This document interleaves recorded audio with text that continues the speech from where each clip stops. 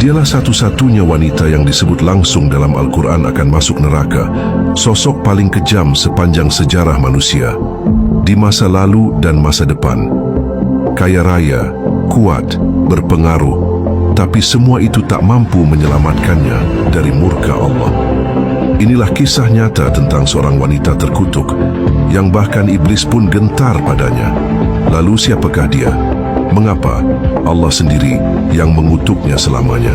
Saksikanlah kisah kelam yang jarang diungkap. Karena untuk memahami musuh-musuh Islam di masa kini, kita harus mengenali wanita ini terlebih dahulu.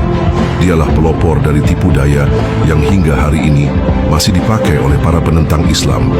Ia mendorong suaminya untuk menolak iman dan menggunakan kekuasaannya untuk menyiksa kaum muslimin. Kisah wanita yang begitu jahat, hingga bahkan setan pun akan terkejut. Sekali lagi kami hadirkan cerita yang menggemparkan. Jangan lupa subscribe channel ini dan like videonya untuk terus mendapatkan kisah-kisah dari Al-Quran. Baiklah, mari kita mulai. Assalamualaikum warahmatullahi wabarakatuh. Ummu Jamil adalah wanita dari suku Quraisy, salah satu suku paling berkuasa di Makkah. Ayahnya bernama Harb bin Umayyah, seorang tokoh terpandang di kota itu. Artinya, Ummu Jamil lahir dari keluarga bangsawan dan disegani. Namun status tinggi tak menjadikan akhlaknya baik. Sejak kecil ia dikenal ambisius, penuh amarah, dan sangat sombong. Di usia muda ia menikah dengan Abu Lahab, putra dari Abdul Muthalib, paman Nabi Muhammad SAW. Abu Lahab adalah salah satu orang terkaya dan paling berpengaruh di Makkah. Kekayaannya sangat disukai oleh Ummu Jamil yang memang mencintai kemewahan dan gengsi. Abu Lahab adalah pedagang paling kaya di Quraisy, dan Ummu Jamil menggunakan kekayaan itu sebagai bahan untuk membangun pengaruh dan kesombongannya. Ia menjadikan harta suaminya sebagai alat untuk merendahkan orang lain, bukan untuk berbuat kebaikan. Ummu Jamil tak hanya bergantung pada kekayaan suaminya, ia juga memiliki pengaruh besar di kalangan wanita Quraisy. Ia suka menyebar fitnah, merusak reputasi orang yang tidak disukainya, dan menyulut permusuhan. Ia haus kuasa dan sangat takut kehilangan pengaruh serta hormat dari masyarakat. Ketika Rasulullah SAW mulai menyampaikan dakwah Islam dan mengaku sebagai utusan Allah, Ummu Jamil menganggap hal itu sebagai bencana besar. Ia tahu Nabi berasal dari Bani Hashim, bagian kuat dari Quraisy juga. Jika benar Rasulullah adalah Nabi, maka kekuasaan suku Umayyah, termasuk Ummu Jamil, akan terancam. Baginya kebenaran bukanlah masalah utama. Masalah utamanya adalah kehilangan kekuasaan. Sejak awal ia menjadi salah satu penentang pertama terhadap Islam. Bersama suaminya Abu Lahab, mereka melancarkan permusuhan tanpa henti kepada Rasulullah SAW. Namun Ummu Jamil justru jauh lebih kejam dari suaminya. Ia menyebarkan fitnah bahwa Nabi adalah penyihir, pemecah belah keluarga, bahkan orang gila. Ia menghasut masyarakat agar membenci Islam dan terutama membenci Nabi Muhammad SAW. Ia menyerang secara verbal, sosial, bahkan fisik. Ia menaruh duri dan batu di jalan yang biasa dilewati Nabi. Ia mencemooh dakwah dan para pengikutnya. Musuh utamanya di kalangan wanita adalah Sayyidah Khadijah radhiyallahu anha, istri Nabi. Ummu Jamil sangat iri kepadanya. Ia mencoba menghina, menyindir, dan menyebar kebencian terhadap istri Nabi. Namun Khadijah tetap sabar dan tegar. Dignitas Khadijah tidak bisa digoyahkan oleh kebencian Ummu Jamil.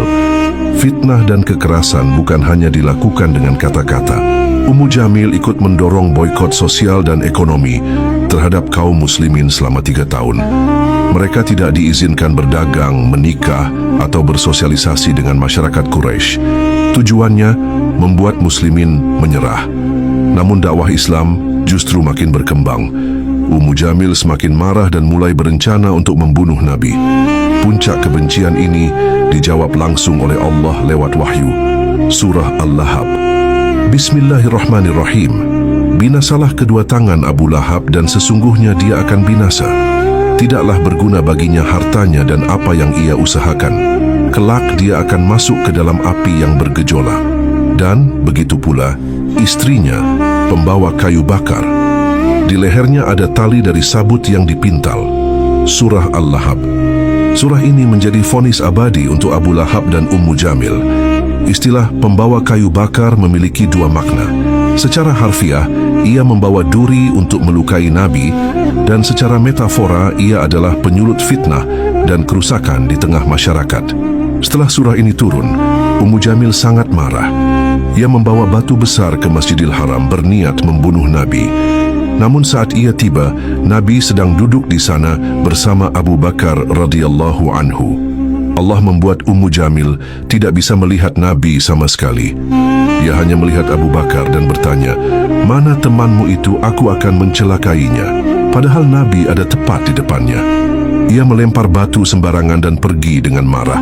Ini adalah tanda bahwa Allah telah menutup hatinya dan menetapkan nasibnya. Tak lama kemudian, Abu Lahab tertimpa penyakit menular yang menjijikkan. Orang-orang Makkah pun menjauhinya. Ia mati dalam kehinaan, sendirian, bahkan tidak ada yang mau menguburkannya. Akhirnya, jenazahnya dilempar ke sebuah lubang dan ditimbun batu. Ummu Jamil yang dulu merasa paling kuat, kini menjadi lemah dan kesepian. Ia masih berkeliling Makkah dengan kebencian, tapi kekuatannya hilang. Menurut beberapa riwayat, kematiannya tragis. Ada yang mengatakan ia tewas tertimpa batu besar. Ada pula yang menyebutkan bahwa ia mati dengan tali di lehernya, sesuai dengan ayat Al-Quran tentang tali sabut di lehernya. Ummu Jamil dan Abu Lahab adalah simbol dari permusuhan terhadap kebenaran dan kedengkian yang melampaui batas. Kisah mereka bukan hanya sejarah kelam, tapi peringatan keras bagi siapapun yang menentang jalan Allah dan Rasul-Nya. Ya Allah, jangan jadikan hati kami seperti hati Abu Lahab dan Ummu Jamil. Bersihkan hati kami dari kesombongan, kebencian dan kedengkian. Tunjukkan kami ke jalan yang lurus. Amin ya Rabbal Alamin. Bismillahirrahmanirrahim. Celakalah kedua tangan Abu Lahab, dan sungguh dia akan celaka. Tidak berguna baginya hartanya dan apa yang ia usahakan. Kelak dia akan masuk ke dalam api yang menyala-nyala.